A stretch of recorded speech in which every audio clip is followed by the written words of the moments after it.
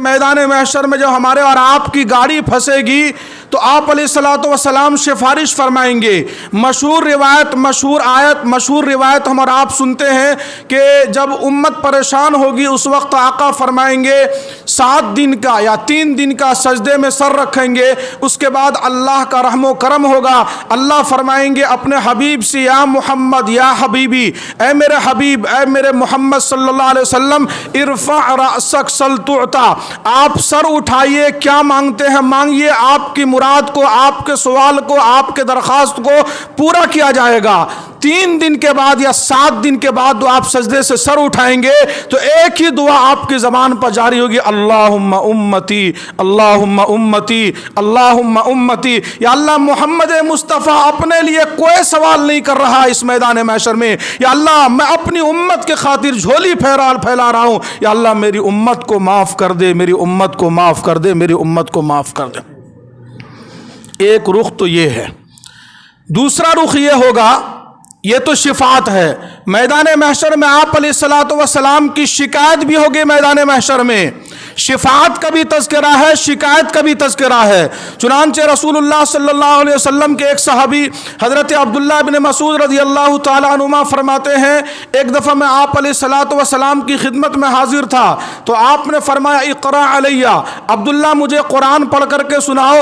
انہوں نے عرض کیا، اے اللہ کے نبی، اقرأ علیک وعلیک انزل، کیا میں آپ کو قرآن پڑھ کر کے سناؤں؟ آپ پر تو خود قرآن نازل ہوتا ہے. تو آپ نے فرمایا عبداللہ مجھے پڑھ کر کے سناؤ، فإنی احب ان اسمعہ من غیری، دوسرے سے قرآن سننے میں مجھے بہت اچھا لگتا ہے. اس بات کے بعد حضرت عبداللہ بن مسعود کہتے ہیں میں نے پڑھنا شروع کیا. کہتے ہیں فقرأت علیہ سورۃ النساء، قرآن کے 4تھے پارے میں ایک سورت شروع ہوتی ہے، آخر میں سورہ نساء. حضرت عبداللہ بن مسعود کہتے ہیں میں نے پڑھنا شروع کیا سورہ نساء، 1 صفحہ، 2 صفحہ، 3 صفحہ، 4 صفحہ، یہاں تک کہ 5ویں پارے میں داخل ہوا. ایک آیت آتی ہے 5ویں پارے میں، فَكَيْفَ إِذَا جِئْنَا مِن كُلِّ أُمَّةٍ بِشَهِيدٍ وَجِئْنَا بِكَ عَلَى هَؤُلَاءِ شَهِيدًا.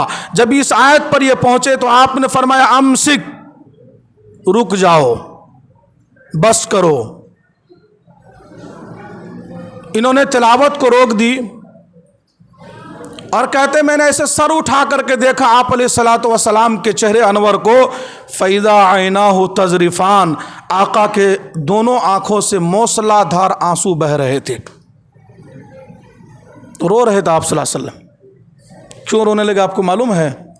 5ویں پارے کی اس آیت میں اللہ یہ فرمانا چاہتے ہیں فَكَيْفَ إِذَا جِئْنَا مِن كُلِّ أُمَّةٍ بِشَهِيدٍ. اے نبی جی اس وقت کو یاد کیجئے جب ہر قوم کے خلاف، ہر قوم کے مجرموں کے خلاف ہم کسی نہ کسی گواہ کو میدان محشر میں کھڑا کریں گے.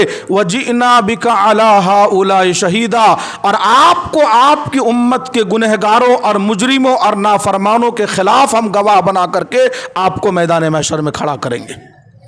تو آپ علیہ الصلوۃ والسلام کے دل میں خیال آیا جس امت کے خاطر میں نے اتنی قربانیاں دی، 2 مہینے میرے گھر میں چولہے نہیں جلے، طائف کی وادیوں میں 3 میل تک مجھے پتھر مارے گئے، 2 بیٹیوں کو ایک وقت میں طلاق دی گئی، آخری رات میں میرے گھر میں چولہے نہیں، آخری رات میں میرے گھر میں چراغ جلانے کے لیے تیل موجود نہیں تھا. جس امت کے خاطر میں اتنا رویا، اتنا تڑپا، اتنی قربانی دی، کیا اس امت کے گنہگاروں کے خلاف مجھے گواہ بنا کر کے میدان محشر میں کھڑا کیا جائے گا؟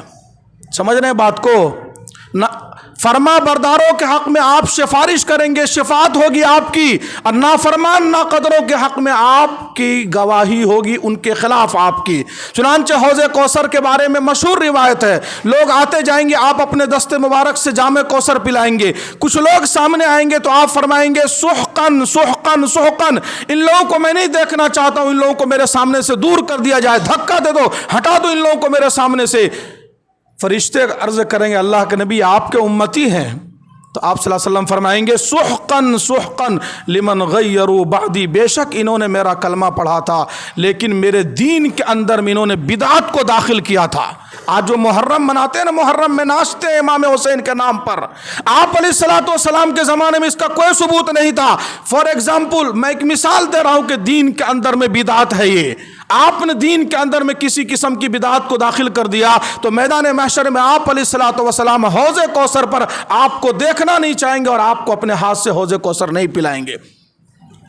تو قرآن کے نافرمان ان کے بارے میں کیا گواہی ہوگی؟ تو ان کے خلاف قرآن کے 19ویں پارے میں اللہ تبارک و تعالیٰ فرماتا ہے وقال الرسول یا رب ان قوم اتخذوا هذا القرآن مہجورا۔ اس وقت کو یاد کیجئے جب نبی اور رسول کہیں گے یا اللہ میری امت نے میرے قرآن کو چھوڑ دیا تھا۔ یہ ایک شکایت ہے میدان محشر کی۔ جتنا مجمع یہاں پر بیٹھا ہوا اکثر لوگ ایسے یہاں بیٹھے ہوئے ہیں، قرآن کریم میں تقریباً 6,500 آیتیں ہیں، ایک آیت کے معنی مطلب کا معنی پتہ ہم کو معلوم نہیں ہے۔ پورے سال ہم قرآن پڑھنے کی کوشش نہیں کرتے ہیں، نہ پورے سال قرآن پڑھ کر کے ہم دیکھتے ہیں، نہ چند آیتیں ہمارے دل دماغ میں یاد ہیں۔ جب میدان محشر میں اللہ کے نبی صلی اللہ علیہ وسلم یہ شکایت کریں گے یا اللہ میری امت نے میرے قوم نے میرے قرآن کو چھوڑ دیا تھا، تو کتنے لوگ ہیں جو اس شکایت کے بعد بچ جائیں گے میدان محشر میں۔ اس لیے قرآن کا حق ہے، بہت مبارکبادی کے قابل ہیں۔ آپ حضرات کے ہاں بغل میں مدرسہ بھی چل رہا ہے، لیکن یہ مدرسہ بچوں کے لیے چلا رہے ہیں۔ اللہ اس مدرسے کو آباد رکھے، چلانے والے معاونین کو، چندہ دینے والوں کو، ہمت جٹانے والوں کو اللہ ان کی نسلوں کی مغفرت فرمائے۔ لیکن یہ ہے کہ آپ حضرات اپنی تعلیم کا بھی کچھ نہ کچھ نظام بنائیں، تعلیم بالغان کا بھی نظام بنائیں۔